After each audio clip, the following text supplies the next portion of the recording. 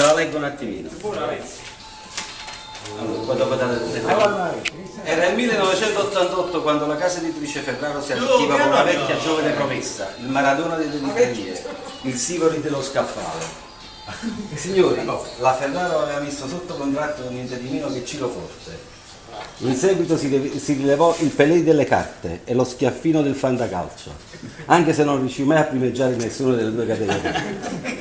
Dopo 2 anni, per tenerlo sotto controllo, perché divenne il Siffredi di via San Sebastiano, fu affiancato da una affascinante donzella che, non resistendo al suo fascino e alla sua nomea, divenne la sua consorte. Signori, stiamo parlando di Anna Maria Volante.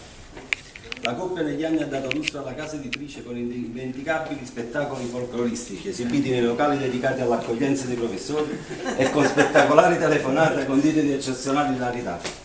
Oggi, il 28/6/2010, dopo solo 22 anni di sopportazione, i nostri attori preferiti ci salutano, lasciando nei nostri cuori un vuoto che difficilmente sarà colmato. Con queste poche parole tutti i componenti della ditta stanno cercando di dirvi quanto sia triste salutarvi e quanto mancherà a tutti la vostra presenza. Un abbraccio fraterno da tutti noi.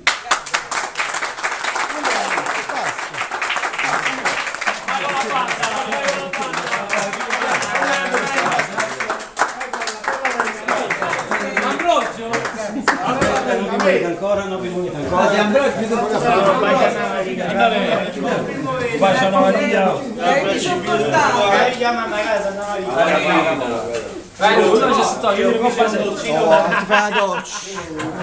Ambrogio come facessi mangiare in colazione ci cucina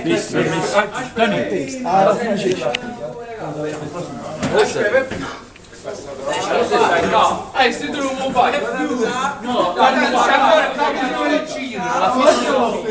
non vuoi fare, no,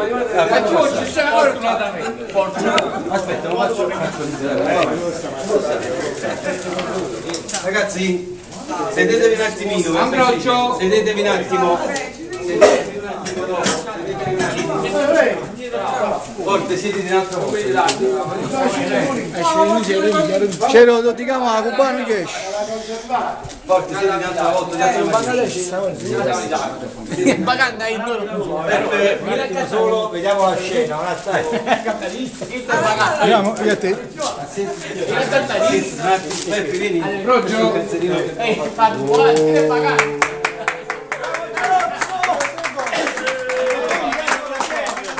ma finale di mondiale, vai!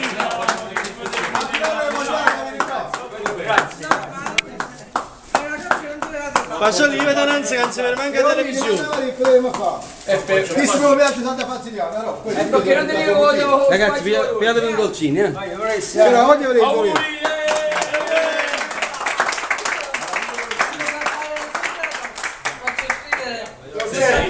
io quando si esce lo caccio,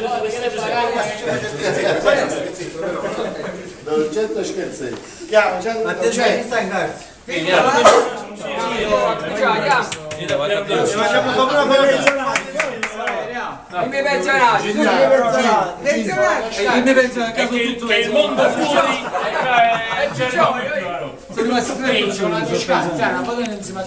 che il mondo fuori ti possa sorridere. ma ti guardi solamente tu